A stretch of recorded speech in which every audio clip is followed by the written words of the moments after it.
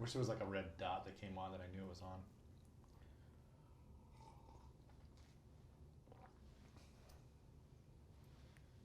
So we're live on YouTube, supposedly. Now we're live on YouTube. Welcome everyone to this video, Coffee Conversations. We're about to get started here in a second. If you're just showing up, welcome. Leave a comment. Let me know what you're most grateful for today. And this is episode 587, Coffee Conversations.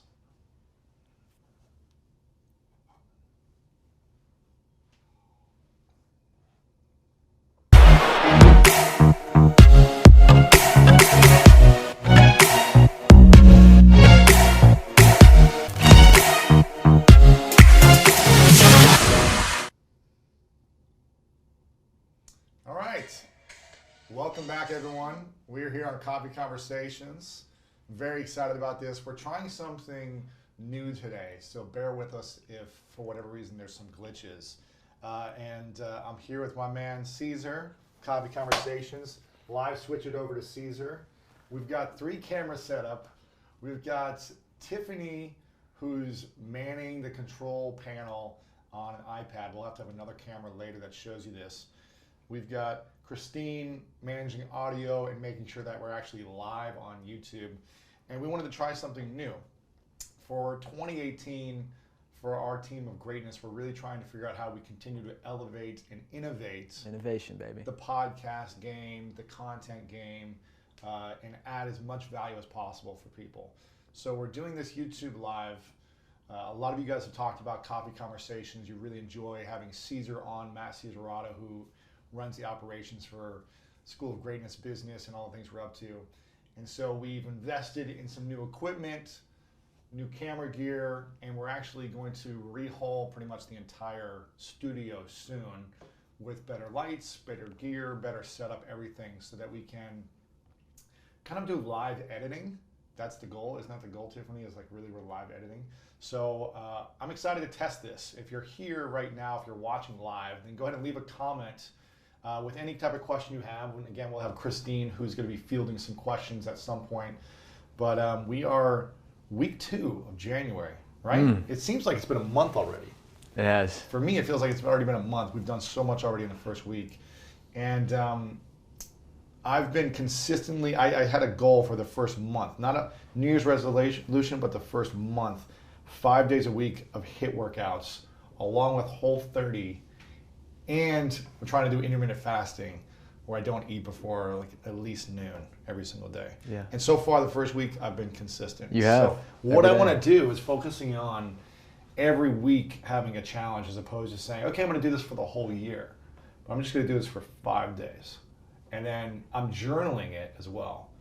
So I found a new journal that I liked. I talked about it in the last podcast. If you go to projectevo.org, you can see this journal. Good friends of mine made this. It's a journal based on your brain architect type. So how you think. You take a small test that tells you like what your archetype is. Mine is the explorer. And so the journal allows you to track your goals in your day based on the way you think about the world. Wow, very cool. So far, I've been consistent with it. 1 week. I'm excited. Cheers to you. Can't wait to try that. I'm going to have to see what my archetype is. Yeah. Couple big things I want to talk about from the week so far. We've started off strong, and the key for us this year that I'm already finding from the breakdowns we had this morning, or the piling on of things this morning, is strategy. Strategy, and staying ahead. I had a big vision and dreams that I talked about with Christine and Tiff this morning about what I wanted to do in terms of video that are kind of lofty goals for the year. And I think we've always been good at putting out great content and being consistent, but some of the times it's very last minute. And it weighs on the team sometimes. And we were already feeling that this morning with stuff that's already come on the plate that we're like, we're not going to do any of that this year. And now it's already happening. We're like, okay, we'll do it. And so we just need to continue to remind ourselves about strategies. So that's the thing I'm already seeing. And with New Year's resolutions in the first couple weeks of January, I think people get excited about something and then breakdowns happen, new opportunities come in, and you got to stay focused. And you know what I think I love about this, Louis, is I guarantee our team would say their experience, and it's no negative against you at all, because you are the visionary, the explorer, but their experience and my experience is we are reactionary. We have always really been reactionary, at least in the last couple of years of business since I've been here. So I think this shift for 2018 is really exciting for me as well as our team to really just to have a strategy, to have a plan in place, and to really manage expectations over the course of this, strategic plan that we're putting together for whatever it is, for whatever project that we're working on at a given point. I know with a live broadcast, I mean, this happened a couple weeks ago, but even then we did have a little bit of planning, and I'm sure there's going to be glitches, over the course of us learning to use something new. But I think the cool thing is sticking to your strategy is what we found over the course of at least 2017. When we stuck to our guns on something, that's when we found maximum success, rather than last minute reactionary type, judgment calls in what we want to do with the business. Exactly. So, but I also know that I want to give you the opportunity as, our explorer and visionary to run with something if you're really excited about it. Right. Because I also know that within this team, we find that the maximum output of our team happens when you're excited about something, and it blends into the excitement of our team. And because we're rallied around your mission and your business. So when we see you excited, we get excited. So even the stuff that we were reactionary on, they ended up working out because of just the excitement I think that you bring to the table. It's not sustainable long term. But I think when we're going to go real big this year in 2018, I think you're right. Strategy and planning is going to pay off big time for us. Even a few weeks ahead of time of preparing as opposed to last minute. Yeah. And I'll give you an example. I've been doing a lot of mastermind calls. So for those that don't know, we host a year-long intensive high accountability mastermind group for entrepreneurs who are at the 7-figure mark looking to take their business to the next level. And all these one-on-one calls I've been doing, we've got some incredible people in the group. You've seen them all come through. We've got some amazing people who are just creating great results already. The last few years, they've been building their business. The thing that I've seen in order to really grow, and I see this for us too, is having accountability, coaching, but a strategy in place. A lot of these entrepreneurs I've been talking to have been successful. They're making a lot of money, but they have no strategy. Mm-hmm. I'm thinking of a couple that I just talked to last week where they're like, yeah, we just made all this money, but it was kind of last minute everything. There was no game plan. And I said, what would it look like if you had one vision for the year of a mark that you wanted to hit, financial mark or specific goals? And then you had a strategy on the execution plan of how you're going to hit those goals. And then every day you had a schedule for the next 12 months. Yeah. Every day was mapped out 12 months in advance. And at least in terms of a skeleton schedule, okay, month, every 8 weeks, we're going to do this type of promotion on Instagram or Facebook. We're going to do this type of content 3 days a week, and having it mapped out for the year. That way your team can see what needs to be done ahead of time. You're setting up your team for success and saying, okay, I know that next month and the following month we've got these promotions, these things happening, so I can get ahead as opposed to last minute. And I think that is going to be, just having a strategy and a schedule alone is going to transform people's businesses and lifestyle. Mm-hmm. For me, having a strategy of, okay, 30 days, I want to do a HIIT workout every single day, 5 days a week, during the weekdays. I have it mapped out on the schedule, and then in my journal, I'm creating my goals to making it just one day at a time. Mm-hmm. As opposed to I've got to do this whole thing over the month. No, just today. I need to do a 30-minute session today, and I schedule it in. If I don't schedule something, it's not going to happen. Right. Unless it's the last minute and I'm exhausted, then I just will it to happen. But over time, that's not sustainable. Yeah, I've seen what it's like. I mean, I'm in the studio, I'm in your space every day, and I get to see you and what you're creating for yourself. And you're absolutely right. The time that I see you most accountable to completing what you set out to actually complete is when you've had a plan in place. Mm-hmm. Not when you're I just want to do a HIIT workout. I just want to do a HIIT workout for the next 30 days. I see that it ends up tapering off. You end up sometimes making excuses to say other things are more important. Instead of now, you're being very specific about what you want to create with these HIIT workouts, how many you want to do every day, every week. And what that month looks like in total. Yeah. So, Yeah. I mean, I've seen you be more specific about what your strategy is, and I think that's what it is. Like you said, you got to have an end goal in mind, and then be very, very specific about month by month, right. week by week, what you plan or intend on doing. And without that intention, chances are it's not going to happen. It's not going to happen long term, that's for sure. Yeah. And I think you set your whole team up to win as well. I was going to talk about it. I was thinking about challenge. You know, when we set up a challenge for Summit of Greatness last year, when we did a 30-day challenge as a team, we created some great results individually and as a team. And that's what I'm trying to do for myself every week. I want to give myself a weekly challenge, but not say, here's what I'm going to do for the full year, but just like, what do I want to do this week to support my monthly goal? And I think that's something I'm excited about testing, and I already see myself, it's more sustainable that way. Right. It's a big vision thinking, but like small action taking every single day for like a week at a time. So I'd say come up with challenges for yourself. Right. But if you don't have some type of coaching or accountability in your business, in your life, in your health, and whatever, I think it's just going to be really challenging to sustain reaching the next level. And everyone watching right now or listening to this audio, you're here because you want to reach another level in your life, business, relationships.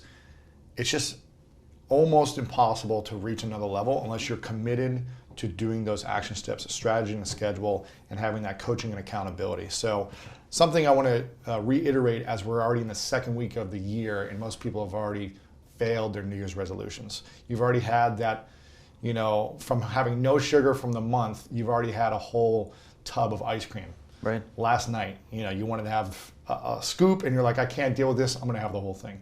I know when I do that, I just go all in. I can't just have one. I eat like a whole box. So I hear you. I'm excited. And here's something we've been doing, you know, today. And sometimes these strategy sessions aren't fun. This morning, every Monday, for those who aren't aware, we do a team Zoom call. For our teams all over the country, we do a Zoom call.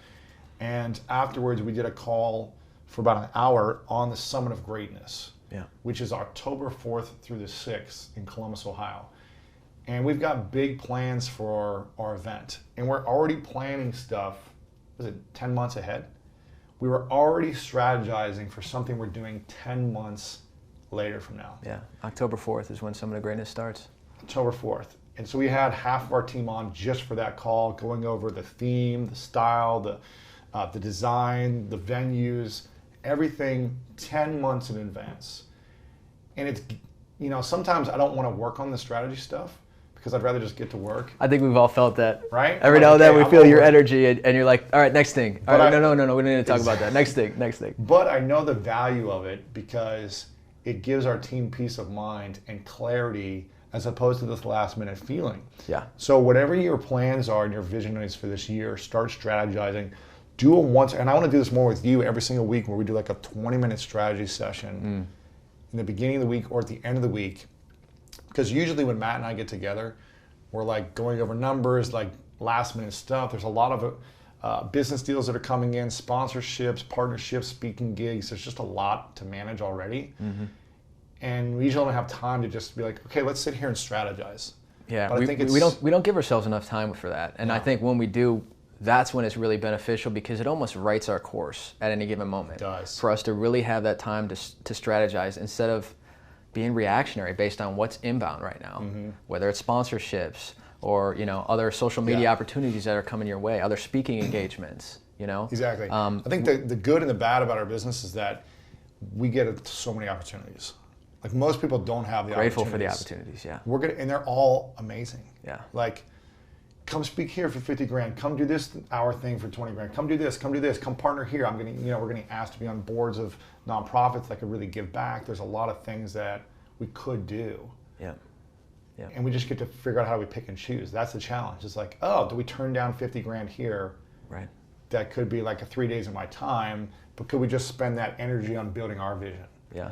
So I mean, that's our vetting process has been that. Yeah. You share with me an opportunity that came up, we talk about it, and sometimes that's where we essentially say yes or no to it. We decide whether or not it is going to be beneficial to add that revenue stream based on what we've already strategized and wanted to create for 2018. Right, that's it. And if it's going to take away from that, we just got to realize it just doesn't seem to serve us. So hold us back. Yeah. Right. So getting clear on the numbers, the results you want, the feeling you want. I think also the feeling you want is important, because reaching certain financial goals or weight goals or whatever it may be is nice, but if you feel tired and like it's a drain to get there, then that's not fun either. Right. So what's the feeling? And I've been really thinking more about play. In my journal that's specific for my brain type, there's like a play element every single day of adding thing that's going to add more play into your life, like adventure, fun.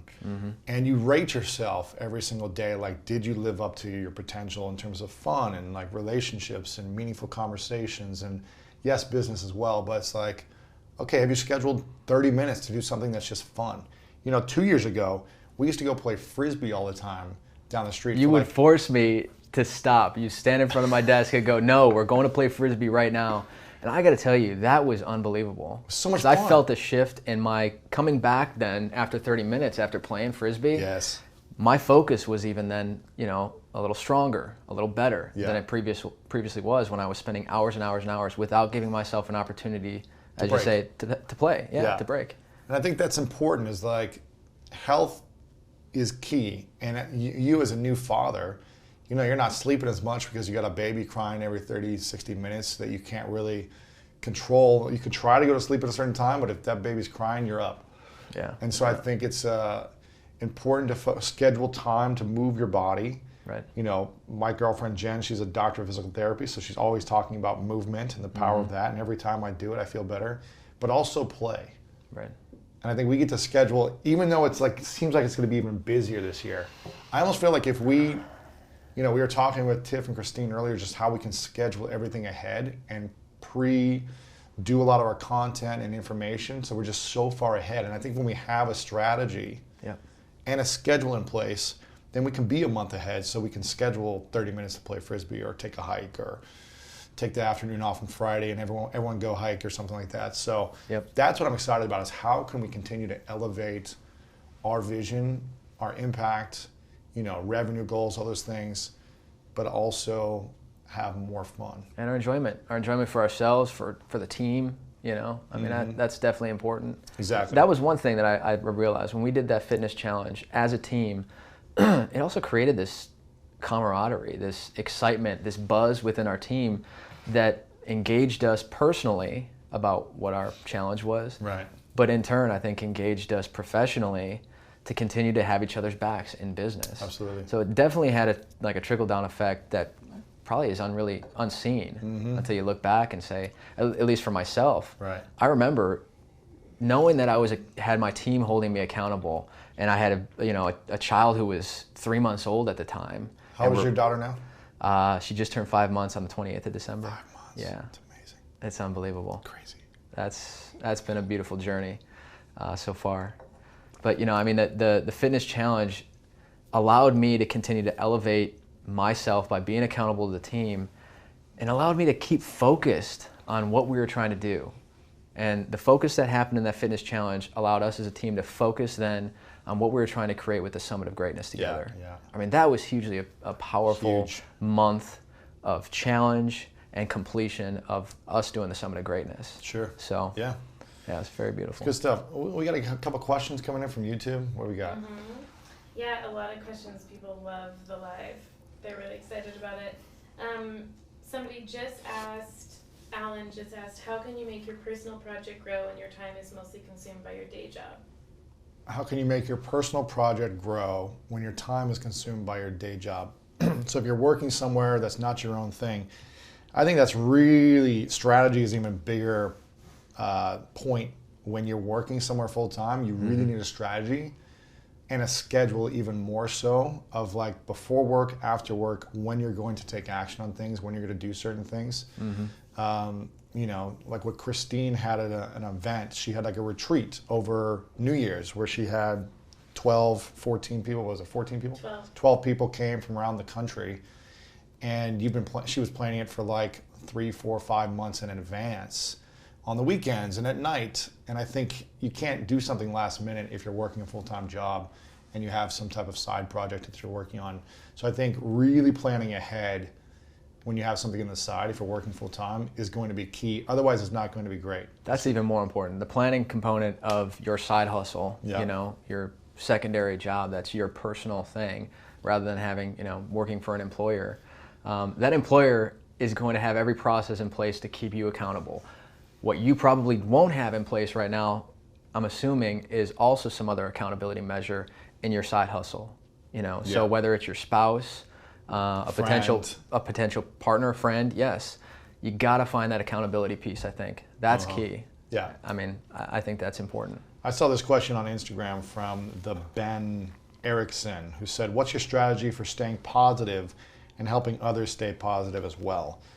I mean, for me, I think it's when I don't have a plan, a game plan for my life, I get very unfulfilled and unhappy because I'm questioning myself. I'm asking myself, well, what am I doing this for? Why am I doing something? What's the purpose of this? Or I wish I was doing something else more inspiring.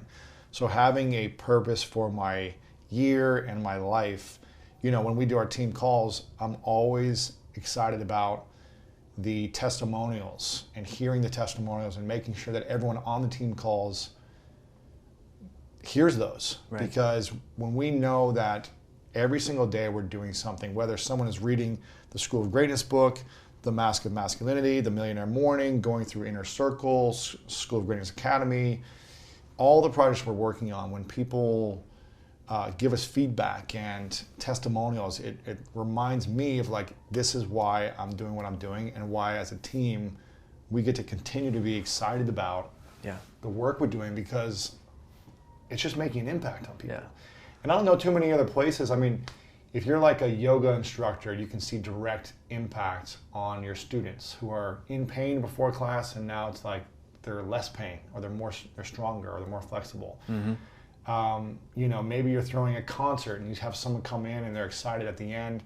I want to create things that impact and transform people's experiences in their life. Yeah. So for me, it's having a game plan and a vision of why we're doing something, and being able to map out that schedule. I'm coming back to the beginning. So staying positive, I think structuring your life in a way that helps you find clarity, stay true to your clarity. And I also think if I'm not growing every single day or weekly, that I'm not staying positive. Yeah. So I need to feel like I'm learning something, either mentally or emotionally. I need to feel like I'm breaking through on fears that I have, and seeing improvement in my life. Health needs to improve. Business, you know, some area of my life needs to improve. Yeah, you use those words a lot: improve, impact, growth. Yeah. I mean, being of those mindsets, you know, in a business, when you're focused on the end impact that you're going to create, and you're focused on that there, then I think, you know, finding the strategy on how to get people to get there if you're starting your business. That's the process we use as a business. What's the maximum impact we can make for somebody with our books, with our courses, with the mastermind, with the event? I mean, those growth mindset things that, you know, you incorporate in your personal life are also what we're doing for our business. Because the end goal for you personally is, what's the maximum impact I can make for myself? Right. For your business, what's the maximum impact I can make for the viewers, for the listeners, for the customers of our products and courses? So use those words a lot, and I think that's, if you focus on the impact you're trying to make and put together the steps in order to find that place of impact, I think that's where you need to go with it. Yeah, and I can already see someone saying, well, what if my, you know, career isn't growing as fast as I want it to, or my business isn't growing, or I'm not in control of certain things at work? So how do I grow and improve when I feel confined there? And I would say, if one area of your life you're unable to grow as fast as you want, focus on the things you can focus on, which is your health, or your relationships, or your spirituality, or adventure, play. Like, focus on other areas of your life that you can grow and improve in. You can always read a new book and learn something. And I think when we're learning, we're unlocking this feeling of positivity. Right. And then another question, part of that question was, how do you keep other people around you positive?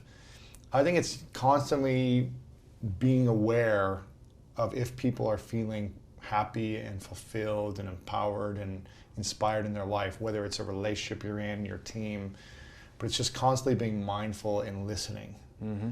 Not being so focused and busy on your own stuff that you can't see the signs of other people, and asking simple questions that can get them, that you can learn more about how they could be happier. You know, what is their vision? What is their game plan? Are they not fully fulfilled in the work they're doing? Okay, what are some things we could do to make you feel more fulfilled? Yeah. I think if people want that feeling of growing constantly, if we're stuck mentally or physically, I feel like it's hard to stay positive. Yeah. So I mean, what's the way out of that? If you have someone who's saying, I'm feeling stuck, what's the first thing you can do, rather than saying, hey, what's the impact you're going to make? Like, that's where I would say go to. What's the impact you want to make in yourself? If you feel stuck, you want to be unstuck, right? Right. So what do you need in order to get unstuck? You need a strategy. Mm-hmm. So whether it's a book you're reading, whether it's... Well, I think it's first you want to figure out the vision you want to go. You feel stuck, okay, what is it you want? Right. You know, you're at somewhere now and you don't want it anymore. Well, what is the exact thing you want and why? Mm-hmm. Getting clear on the vision of what you want and why. Okay, once you know why you want it and you have a bigger reason behind something, then you go to what you were going to say as a strategy. Okay, what are some steps you could take? Yep. Everything for me comes back down to football. You know, like the stuff we learn in I hear football, literally football is like, there's so many parallels to football in life. Yep. Everything. Yep. And it's such like a, you know, I'm just so grateful that I had that sports experience, because I don't know how I would have found this any other way without sports. Yeah. I mean, college football, for people that haven't been through that, it's a year-long strategy and planning and commitment. You're absolutely right. It's not just going out on the football field and catching footballs. It's sitting there hours and hours and hours after practice, watching film. Game film. Even creating camaraderie with your team. So much. Hanging out with your teammates, getting to know them, trusting them. It's the same thing that I feel with our team. It's like we set these things up outside of the workplace, whether it's a fitness challenge, to connect us, to create engagement with our team. Yeah, last year we went to Guatemala. Half the team went to Guatemala to really see the impact we're making as a company, where we traveled around. Did you guys have fun in Guatemala? Yes. Yes, Christine and Tiffany both had fun. Awesome. And we got to, you know, hang out with these kids in Guatemala and see like where some of our energy is going towards and giving back. Right. So I think we should probably strategize and see what we're going to do as a team this year. You know, we have the Summit of Greatness, which is kind of like a celebration, but maybe we should do some other like 2-day experience in Laguna Beach or something and just like take the team somewhere. Maybe we should declare it right now. Yes. Christine's clapping, yes. So maybe we rent out a house somewhere on the beach a couple hours away. We take like a field trip for 2 days or something. Hike and talk. I mean, that stuff is Yeah. hugely engaging and connecting. Yeah, just a little getaway, more strategy. Maybe Frisbee with the team, you know? Frisbee with the team, something, yeah. More activities with the team, I think, will be powerful for us too. So, Yeah. what are the questions we have coming in? Something else? Christine from Facebook asked, what are your best tips you both learned for improving conversational skills? Both tips we've both learned from improving conversational skills. Well, I think for me, it's always been come down to asking different questions that people never get asked, or just simple, interesting questions, and then listening. Yeah. Honestly, for me, it's asking the right questions and then listening and shutting up. That's it. Like literally, just be quiet and listen and ask questions. Those two things, listening and asking questions, were exactly what I was going to say. That's it. I think that's the way that you really get to engage somebody else. I mean, people might say, well, what if the person you're talking to doesn't want to answer your questions? Well, you're not interesting enough. You're not asking the right questions. Maybe that's it right there. I was going to say, it's or your asking the right off, questions. Or that's it. I think I think a couple simple questions you can always ask someone who's brand new is, what are you most excited about in your life right now? Yeah. People want to be excited, and they want to talk about things they're most passionate about. So it could be, what are you most passionate about? What are you most excited about in your life right now? As opposed to, oh, what do you do? Where do you work? Those things are... Yeah, we need to stop those questions. Those questions need to go. So ask, another question is, what are you most grateful for in your life? Like, when you activate gratitude and excitement, you activate something in the heart and the mind of that human being that lights them up in a different way, that makes them actually turn on their brain in a different way and opens them up. You see them stand a little taller when they're grateful. You see them, talk a little louder when they're excited. Yeah. You see them smile. And when they associate smiling and gratitude and excitement and you, when they see you and they associate that, then they're just like, oh, this person was thoughtful. Mm-hmm. They may not even be aware of it, but they just want to be around people that get them to think that way. So I try to think about that. This is what we do in our team meeting. We talk about gratitude. What are you most grateful for, excited about from the weekend, things like that. Every time, that's what we start with. And it gets people thinking like, oh yeah, I'm happy when I go to this place, when we have perspective about things that are meaningful in our life. And maybe I did go through a challenging weekend, but I still have this to be grateful for. And I think that's perspective is always really powerful. So yeah, I remember growing up, I mean, that was the one thing, if I was ever down, my mom would always say, count your blessings. That's right. Count your blessings, focus on that positive, and when you're engaging somebody in a positive way and asking them what's positive with them, mm-hmm. what they're grateful for, what brings them joy, I think that's an easy way to just have a great conversation. Yeah. And not having this agenda of what am I going to get from this person, I think watching you over the course of your networking and having great guests on this podcast, I think that's the thing I've always seen you lead with, mm-hmm. is not what am I going to get from this person, what can I give, and what you give and what I've always seen you give since the second I literally met you was just joy. You give joy to people. Right. You give this like childlike way of being that just, allows people to have the opportunity to just play and be comfortable. And the second you created that space for me, I remember when we met, and we were competitors on the football field. We were. We were going for the same First position. 2 weeks, we probably didn't like each other as much. I remember the first couple weeks, we were very standoffish. Yeah. I was like, wow, this guy can play football. I was like, shoot, he's competition. But then, after a couple weeks, I think I was just like, gosh, this guy's a fun-loving guy. Right. And just wants to have fun. And I was like, I'm in.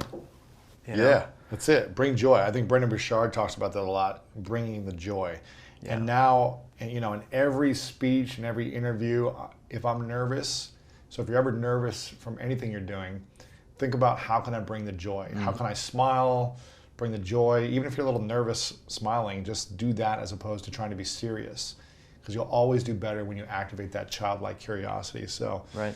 What's a lesson your mom taught you from childhood? What was another lesson she would talk about? Or were there any traditions you guys had at like the dinner table or? The funny thing was, and I would say my sister and I are so close right now in our lives.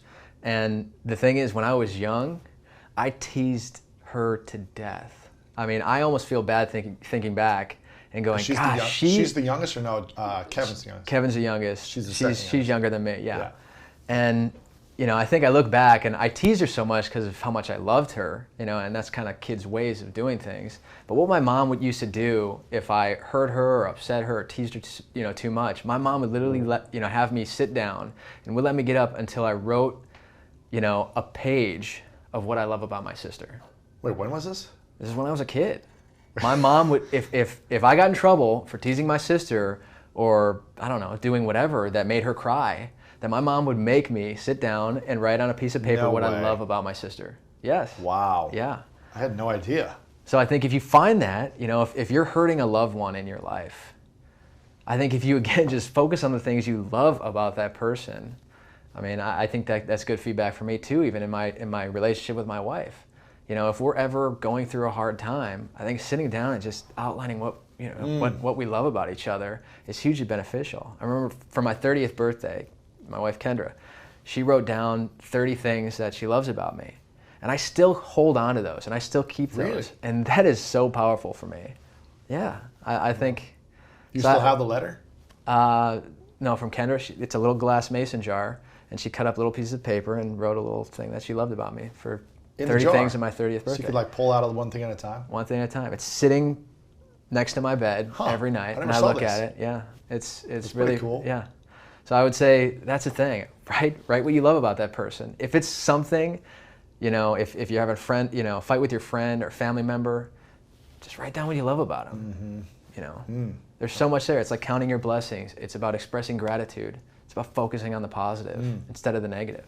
So. Caesar in the house. What's next? Let's do 1 or 2 more questions. Howard says, I feel almost ready to start my road to greatness. It's taken me a long time to reach this point. I still feel scared though. Does that make sense? Road to greatness? He says, I'm almost ready to start. It's taken me a long time. I'm still scared though. I'm not sure what what he's trying to do, but Howard was talking about, he says he feels like his road to greatness he's almost ready to start. He's scared. I think it started. From what I'm hearing, it started. So take out the almost, because it is started. And the fear for me, I mean, oh my gosh, I was just sharing with the team the other day. I literally have like shaken like the rookie feeling in myself at the start of the year because of all the cool things we have going on in the business. Yeah. I'm excited. I'm so excited that I'm nervous. What are you nervous about? But it's not nervous in a negative sense. It's stuff that I remember, playing football. We were so prepared for every game, but it's game day. It's still nerves. I'm telling you, it's like the Jordan jitters. It's like the Jordan jitters. In the locker room, man, you're just like, got the music pumping. Michael Jordan got nervous before every game. And he said, I wouldn't be prepared otherwise. If I didn't have that feeling, I knew I wasn't ready. Right. So I think being nervous is part of that journey to greatness. So embrace the nerves and set up a plan, an actionable plan, and create the accountability for yourself to keep going. I was watching, Will Smith is now on Instagram, and I was watching his Instagram stories the other day, and he was just talking about, this is one of the reasons why I want Will Smith on here, because I think he's one of the most brilliant actor minds. He was just talking about failure, fear and failure. He's like, constantly do things that you know you're gonna fail at, because you're gonna get so close to achieving it, or you might achieve it anyways. But when you fail at it and you're close to it, you're gonna say to yourself, oh, I'm pretty close to it. Like, let me try it again and now achieve that thing. But like, I think that what we do well is we are constantly doing things where we're like, man, can we do this? Like, do we really think we have the audacity to do like a documentary and do this other show we're thinking about and do this thing and do a magazine and do like live and do video every day? Like, do we really think we can do this? As a controller, I was freaked out about going live. I was asking Christine, do we have the questions ready? Do we have a topic ready? Yes. I was asking 20 questions about how unprepared I felt. Yes. Even though, I have to say the one thing that I think you bring to this team is you elevate us by allowing us to know that, hey, we may fail, but let's try it anyways. Yeah. And I think that's a huge part of the success that you've created for yourself that I think holds a lot of people back. They're too scared of failing that they end up never doing it or waiting years to do it. Yeah. Waiting for years. And that's why, coming back to Howard's question of like, I feel like I'm almost ready to start my journey to greatness. It's like, you gotta just jump in and start something, and start small even. Like one little thing. There's so many people that I talk to that say they want to write their book. They want to launch their podcast. They want to do video. They want to launch a website. They want to do something. And I'm like, what are you waiting for? Yeah. I'm like, well, the book takes forever. And I'm like, yes and no. Like, we did a book that we wrote in 2 weeks and we launched it a couple months later, right? Yeah. It's like reframing what do you want it to be. Yes, if you want to do like a big book like this and you want to have a bigger strategy, it might take a couple of years. This took a couple of years. Mask and Masculinity took a couple of years for like getting something out there, but you can start a podcast. So many people last week were like, I want to do a podcast. What's the video equipment? What's the audio equipment? I'm like, it's not about the equipment. Just record it on your phone and get it started. How did you start? Yeah, you started with a laptop, your headset, and you just recorded it on your laptop, right? Yeah, and then it was a phone. Then it was a phone. It's just getting it started and seeing if you actually like it. Because most people have this idea that they want to do something, but then they wait 6 months or a year or 2 years. It's too late at that point. Or they launch it and they're like, actually, I don't want to do this. Right. So do something with urgency now. Fail and see if you're excited enough about it to want to make it better. And if you don't like it, then you can stop. And let go of perfection, right? Let go of perfection. I'm telling you. You need to write that in a mirror for yourself. I do. I certainly do. I'm OCD. And I embrace it. I'm surprised we even got him in the room for this. He was like, I don't know what we're talking about. So Howard, I think you gotta not be so hard on yourself and allow and actually reward yourself for failing. Like do something every week where I think Sarah Blakely talked about this when she was on the podcast. She would get rewarded. Her father would encourage it every single day at the dinner table at night. I think her father would say, "What did you fail at today?" Yeah. And encourage it. And if you weren't failing at something, then it's like, okay, you need to go do something tomorrow that scares you that you're not going to succeed at. Yeah. Because that way of thinking is going to make you constantly be okay with failure, as like embracing it as something that you love, that you're rewarded for. Because you're going to push the boundary and say, I don't know if I could ever do this. This is like the craziest idea. You think Elon Musk was like, I mean, like he's launching rockets and he's like, you know, Tesla and all these other things he's doing. I'm like, this is mind blowing. Yeah. But he has probably put himself out there for years and years and years doing things that people said couldn't be done and failing at them all the time until it works, and then it works a little more, then it gets a little better, and then the times catch up to it. Right. So I think every single day you got to be thinking about what's that thing I can be doing that is uncomfortable. You know, maybe it's just posting a piece of content on Twitter, and like if no one responds, okay, then what can you do to like be a little bit better tomorrow? Like something small. Right. I like to do things that are a little big. Right. You know, and like let's fail big. Let's do a documentary and see if maybe we lose all of our money in a year of our life, but at least we did it. Yeah. And we tried it. You know what I mean? So, That's it. Anyways, let's do the last question. Do we have Okay, more? What, yeah, we do. how much time are we at right now? We've been going for like 35, 40 minutes. Yeah, let's do last question. Last question. Mona asked, how much flexibility do you build into your year when you plan it out? Well, Repeat the question. Mona asks, how much flexibility do I add into my year when I'm planning out the year? I think unless you schedule in flexible time, like schedule in, if you want to take trips, schedule and plan it in so you know, like, I'm going to do nothing for this week, I'm going to travel this week. For me, I think, you know, at nights I'm kind of more flexible with myself and I'll do different things.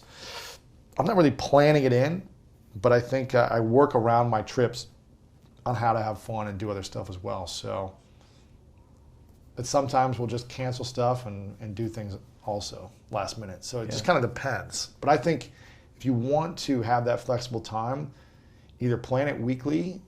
I call it strategic messing around, where you're like just being flexible with your time to do whatever you want. And I think sometimes you get the best ideas. Like when we go running in the morning and we're just like, or we go play Frisbee, we get some of the best ideas. Yeah. So I think you got to schedule in just like flexible time in your day to say, okay, maybe I need to work more now, or maybe I need to go take a break. Maybe I can go catch up with a friend or do something. What would you say to that? I mean, you got a baby now and you got a different lifestyle now, so yeah, I think you don't have much flexible time. No, I'm definitely operating at a different level than I ever have been. But yeah, I think the thing is, a lot of people don't allow themselves the permission to be flexible. I think as human beings, we need to allow ourselves the permission to be flexible. You know, if it's, you know, a business owner who's asking the question, you have to give yourself permission to take a vacation, to take a weekend, to not allow yourself to burn out. Right. I mean, so create that flexibility. If by flexibility she means time off or time away to decompress and allow yourself a moment outside of that business. If by flexibility you mean, you know, allowing other strategic opportunities for your business, I think we always allow that. You have to be open to the flexibility of another, you know, inbound something coming to our business and potentially disrupting other things. You have to allow it. You have to at least see what the disruption could be before you say no. I think the way I've seen you operate is that all things are possible. And I think that's the reason you operate that way, though, is because you're not of a limited mindset. You know, you are like, all right, I may have a smaller plate. Well, let's pack it high, right? I mean, you've talked about that a lot. Or make a bigger plate. Or, you know, the team will go, no, our plate's full right now. And you're like, well, just pack it on. Yeah. Just pack it on. And do it in a way that's not destructive, of know? course. And as long as we're seeing that it's not destructive it's and, like and a hurting. defense in football. Bend, but don't break. That's it. Be like You the know what? bamboo. You can get down to like the 3-yard line, but just don't let them score. Don't let them score a touchdown. They might get 3 points on you, but don't let them score a touchdown. Bend, but don't break. So That's it. how far can you take it before you break? I think I'm always looking to push the boundaries there. But I think you have to have flexibility. Of course, you need to. You have to allow yourself a bit of flexibility. And I think scheduling, listen, if we were training, 12-hour days during the season, it wouldn't work. We train hard for 3.5 hours. Then we have like film recovery. Then there's a lot of downtime to just like play video games or play guitar when we were in school. Yeah. Because I didn't study, you did. So I just had a lot of downtime. But I think you got to schedule in the flexibility time on your days. Well, my flexibility came in the form of Lewis Coming showing in up into every my night. dorm, showing up and going, Let's get up, go." let's go, we're going. You bring something nice to wear. Exactly. My Oh, parents man. actually refer to it as the like age of Lewis. Like the moment Lewis entered my life. I think my GPA went down like a couple half points or something like that. You lost your financial aid. But I could say that it was well worth it. Yeah. I was a little too uptight at that point in my life, a little too focused on perfection. Yeah, you were. Instead of allowing myself that ability to play. And I have to say, To flow. it's been a lot more fun, Absolutely, ever man. since. So Cheers to that. Appreciate it. We'll wrap it up with this. I want to try something new for Coffee Conversations. I'm going to give Caesar Says. Caesar gets the final message. Caesar Says for this week. You get the final inspiration, either Wow. theme or question. Hashtag Caesar Says. Hashtag Caesar Says. And if you're watching right now, if you're listening to the replay of this, use the hashtag Caesar Says on Instagram or Twitter and let me know what you think. Oh my gosh. I'm putting Matt on the spot here. The I get wood to put him is out of burning. out of his comfort zone. What does Caesar say We for talk- the audience for until the next coffee conversation? What should they focus on? I would say plan your play. Plan your play. Yeah. We're talking about strategy. We're talking about flexibility. We're talking about the opportunity to give yourself permission to take time off or decompress, go play Frisbee. Plan your play. Allow yourself a moment in time to go out and play, whether it's 30 minutes a day, a day a week a year, whatever that is, plan it. Put it down and plan your play. That's it. Plan your play. Caesar Says. This is Coffee Conversations, episode 587. Make sure you guys leave a comment below if you're on YouTube. If you're listening to this on iTunes, make sure to subscribe on YouTube. Subscribe there as well. Subscribe on iTunes. Leave us a review. We'd love to hear from people. We're sharing out about fans of the week all the time as well. So make sure to leave us a review over on iTunes. Big things are happening for you. You've got some big things coming your way if you're willing to put yourself out there and continue to dream big and then take massive action. You were born for great things. So make sure to plan your play like Caesar Says. And thank you guys for being here. And as always, you know what time it is. It's time to go out there and do something great.